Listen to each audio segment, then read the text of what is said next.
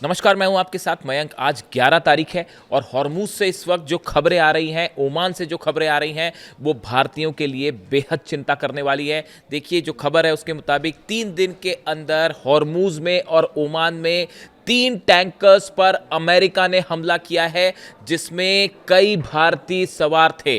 और देखिए, मैं इन तीनों हमलों की बात करूंगा। सेटेबेलो जो टैंकर है, इस पे हमला हुआ, उसके पहले मैरीवैक्स पर हमला हुआ, और इस समय एमटी जलवीर, ये 3 टैंकर्स हैं जिन पर भारतीय सवार थे। इन पर अमेरिका की तरफ से हमले किए गए हैं, ईरान की तरफ से नहीं। ये बात यहां साफ होनी चाहिए। और देखिए, सबसे पहले जिसकी बात होगी वो है सेटेबेलो। ये वो टैंकर है जिसके ऊपर अमेरिका की नेवी की तरफ से हमला किया गया। अमेरिकी वॉरशिप के ऊपर से एक फाइटर जेट ने टेक ऑफ किया और इस जहाज को ओमान के तट के पास नुकसान पहुंचाया गया। इसमें 21 भारतीय सवार थे, जिसमें 3 भारतीयों की मौत हो गई है। देखिए, ये बेहद दुखद खबर आई है। 3 भारतीयों की अमेरिका के जेट के हमले में मौत हुई है। अमेरिका ने अपने फाइटर जेट से इस टैंकर के ऊपर हमला किया। इसमें 21 भारतीय थे और उसमें से 3 की अब मौत हो गई। ये तीनों लापता थे और अब इन तीनों की मौत हो गई है। देखिए, इस सेटोबेलो जो जहाज है, इसको लेकर जो जानकारियां सामने आई है, अमेरिकी सेंट्रल कमांड की तरफ से कहा गया है कि ये इस पे पलाऊ का झंडा लगा हुआ था। और ये टैंकर जो है वो ईरान से ऑयल लेकर वापस आ रहा था। ईरान से तेल लेकर ये ओमान के करीब जब पहुंचा, तब इस पर हमला किया गया। और बताया जा रहा है, जो अमेरिकी सेंटकॉम का कहना है कि अमेरिका ने जो नाकेबंदी कर रखी है, अमेरिका की तरफ से वार्निंग दी गई, लेकिन जहाज ने उसका पालन नहीं किया, इसलिए हमने हमला किया। ये कहना है अमेरिका का। और देखिए, इस टैंकर के ऊपर जो है वो काफ़ी समय से अमेरिका की नेवी की नज़र थी, ऐसा बताया जा रहा है। ये टैंकर जो है, इसमें जो ऑपरेट कर रहे थे, 21 भारतीय इसमें सवार थे, जिसमें 3 लोगों की इस हमले में मौत हो गई है। भारत की सरकार ने इस पर आपत्ति जताई है और अमेरिकी दूतावास के उप प्रमुख जो हैं जैसन मीक्स को उनको तलब किया गया और उनसे सख्त आपत्ति जताई गई है। देखिए, ये तीसरा टैंकर है जिस पर अमेरिका ने हमला किया है ओमान के आसपास, हॉर्मूज के आसपास। और देखिए, इस हमले में तो 3 भारतीयों की मौत है। और इस वक्त जो खबर आ रही है, इस वक्त जब मैं आपको ये बता रहा हूं, इस समय ये खबर ब्रेक हो रही है, तीसरा जो टैंकर है, देखिए, मैं इसके पहले मैरीवैक्स जो था उसकी बात करूंगा, लेकिन इस वक्त जो हमले की खबर है, ओमान के शिनाज बंदरगाह के पास एमटी जलवीर पर हमले की सूचना है। एमटी जलवीर पर बताया जा रहा है कि इस पर भी 20 से ज़्यादा भारतीय मौजूद हैं। इस समय इस पर हमला किया गया है। इसके शिप में जो इंजन है उस पर धमाके हुए हैं, उसमें आग लग गई है। और ये जो भारतीय हैं, इन्होंने मदद मांगी है। जो 20 भारतीय जहाज पर सवार थे, इन्होंने मदद मांगी है, जिसके बाद ओमान की तरफ से रेस्क्यू ऑपरेशन जो है वो शुरू हो गया है। ओमान में भारतीय दूतावास ने घटना की पुष्टि कर दी है और संबंधित अधिकारियों से लगातार संपर्क में है। बताया जा रहा है कि जहाज को शिनाज पोर्ट के पास जो है वो निशाना बनाया गया, जो कि ओमान के करीब है। ये जो जलवीर है, इस पर हमला कैसे हुआ, किसने किया, ये बात अभी सामने नहीं आई है। लेकिन बाकी जो दोनों जहाज हैं, दोनों टैंकर हैं, सेटेबेलो पर हमला ये अमेरिका की तरफ से किया गया। सेंटकॉम ने इसका एक वीडियो भी जारी कर दिया, अमेरिका की तरफ से एक वीडियो भी इसका जारी किया गया है। और देखिए, टैंकर मैरीवैक्स, ये सबसे पहले 2 दिन पहले इस पर हमला हुआ था और ओमान के तट के पास अमेरिकी सेना ने, नेवी ने जो है वो इस पर हमला किया था। इसमें 24 भारतीयों को निकाला गया था। उसका रेस्क्यू ऑपरेशन की तस्वीरें आई थी और ओमान जो है उसने रेस्क्यू ऑपरेशन चलाया और ओमान के अधिकारियों ने जो है इसमें मदद की भारतीयों को बाहर निकालने में, और उन सबको बचा लिया गया। अब देखिए, हालात ये हैं फिलहाल कि 3 भारत के टैंकर्स, देखिए, ये भारत के टैंकर्स नहीं थे क्योंकि फ्लैग इसमें दूसरे देशों के लगे थे, लेकिन ये टैंकर्स भारतीय ऑपरेट कर रहे थे।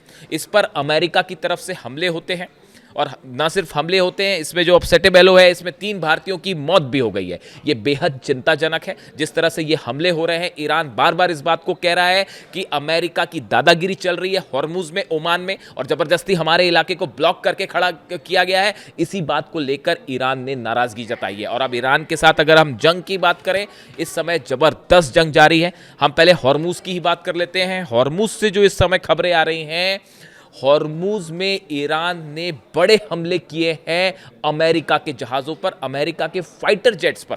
देखिए, अमेरिका के जो एयरक्राफ्ट कैरियर्स यहाँ पर खड़े हुए हैं, अब्राहम लिंकन या दूसरे भी जो हैं, उनसे F-16 और F-35 ने टेक ऑफ किया था ईरान पर हमला करने के लिए।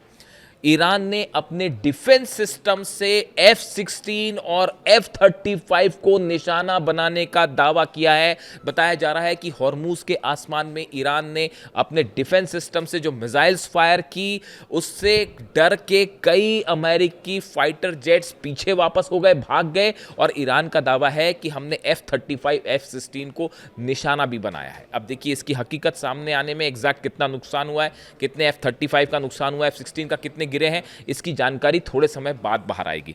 इसके अलावा जो आज के ताज़ा हमले हैं जो कि ईरान की तरफ से किए गए, ईरान ने एक बार फिर बहरीन पर हमला किया है, कुवैत पर हमला किया गया है और इराक पर हमला किया गया, और ये सब के सब हमले अमेरिकन बेसिस पर किए गए हैं। शाहिद ड्रोन 136 ड्रोन का इस्तेमाल किया गया है, खैबर मिसाइल्स का इस्तेमाल किया गया है और फतह 2 का इस्तेमाल किया गया है। यानी आप देखिए एक बार फिर फुल फ्लेड्जेड जंग शुरू हो चुकी है और ईरान की तरफ से जबरदस्त पलटवार है। देखिए कल डोनाल्ड ट्रंप की तरफ से बयान आया कि हम हमले करेंगे ईरान पे, और इस तरह के उनके बयान हुए। उसके बाद रात को अमेरिका की तरफ से कई हमले किए गए ईरान में। तेहरान में धमाकों की आवाज़ें आई, जास्क जो नेवल बेस है ईरान का, उस पर हमले हुए, सिरिक नेवी बेस है उस पर हमले होते हैं, कोहिस्तिक जो है वहाँ पर हमले हुए, उस जगह पर मिनाब में धमाके हुए हैं, केशम आइलैंड्स पे धमाके हुए हैं, हॉर्मुज़गॉन में तो 2 जगह पानी के जो ठिकाने हैं फ्रेश वाटर, उसके ऊपर हमले तक किए गए। ये हमले ईरान के ऊपर किए गए, उसका बदला लेते हुए ईरान ने देखिए कल 21 बेसिस पर 21 ठिकानों पर हमले किए थे ईरान ने कल, और आज फिर 20 जगहों पर निशाने साध दिए हैं ईरान ने। और इस हमले में जो है वो टारगेट पर कुवैत, बहरीन और इराक रहे। और बताया जा रहा है, देखिए लगातार इस तरह की खबरें आ रही हैं, अभी इस पर कोई नंबर्स का दावा नहीं हो सकता। जॉर्डन के बाद जॉर्डन में जो हमले हुए हैं उसमें बताया जा रहा है कि बड़ी संख्या में F-35 जेट्स के हैंगर के ऊपर चुकर मिसाइल गिरी है, तो वहाँ पर नुकसान की खबरें हैं। और इसी तरह की खबरें अब कुवैत से भी आ रही हैं कि कुवैत में भी अमेरिका के बेस को खासा नुकसान पहुँचा है। बहरीन के नेवल बेस पे मिसाइल्स गिरी है, कमांड सेंटर तबाह हुआ है, उसकी तस्वीरें सैटेलाइट से सामने आ गई हैं, इसको कोई डिनाई नहीं कर सकता। बहरीन में तो बड़ा नुकसान हुआ है अमेरिका का। अब इन हालात में देखिए जो हॉर्मूज़ है, हॉर्मूज़ पूरी तरह से अब बंद है। हॉर्मूज से अब कोई जहाज़ नहीं निकल सकता और ना ही वहाँ किसी जहाज़ की एंट्री हो सकती। ये इस बात को बता रहा है कि आने वाले चंद दिनों में बड़ा तेल का और गैस का संकट पूरी दुनिया के सामने खड़ा होता दिखाई दे रहा है। जंग जैसे जैसे तेज होती जा रही है, अभी हालांकि देखिए जो हमले ईरान की तरफ से किए गए, उन हमलों के आप निशाने देखिए, हमले हुए हैं इराक में, कुवैत में, बहरीन में, जॉर्डन में। अभी सऊदी पर हमला नहीं है, यूएई पर हमला नहीं है। ये कई चीज़ें हैं जो बड़ी नोटिस करने वाली हैं, बड़ी गौर करने वाली हैं। ईरान की तरफ से सऊदी के विदेश मंत्री से भी बात की गई है, तुर्की के विदेश मंत्री से भी बात की है, 7-8 देशों के विदेश मंत्रियों से अब्बास अराक्ची साहब ने बात की है। ऐसे हालात में अब ये जंग क्या मोड़ लेती है? क्या अमेरिका के बाकी बेसिस जो अरब देशों में हैं, क्या उन सब पर ईरान हमला करेगा, या फिर सिर्फ उन्हीं जगह का निशाना बनाया जाएगा जहां से अमेरिकी जेट टेक ऑफ कर रहे हैं? वहीं देखिए दूसरी तरफ ये बात भी अब साफ है कि जो कि डोनाल्ड ट्रंप की तरफ से बार बार दावे हो रहे थे कि ईरान के साथ किसी तरह की डील जल्दी होने वाली है या बातचीत का नतीजा निकल आएगा और यूरेनियम और न्यूक्लियर प्रोग्राम को लेकर जो है वो कोई डील हो जाएगी, ये सारे के सारे दावे एक बार फिर झूठे साबित हो गए हैं। और ये बात ईरान की तरफ से साफ कर दी गई है कि किसी तरह की कोई बातचीत नहीं हो रही है और अब तो शायद ईरान आगे बातचीत करे भी ना। इस तरह की बात जो है ईरान की मिलिट्री की तरफ से बात साफ कर दी गई है, IRGC की तरफ से बात कही गई है कि किसी भी तरह की कोई बातचीत अब आगे की जाए या ना की जाए, इस पर भी विचार होगा। ईरान के विदेश मंत्री की तरफ से लगातार ये बयान आए हैं, ईरान के राष्ट्रपति की तरफ से ये बयान आए हैं कि जब तक अमेरिका ईरान के आसपास से अपनी सेना को पीछे नहीं हटा लेता, जब तक मिडिल ईस्ट के बेसिस खाली नहीं कर देता, तब तक ये जंग अब चलती रहेगी।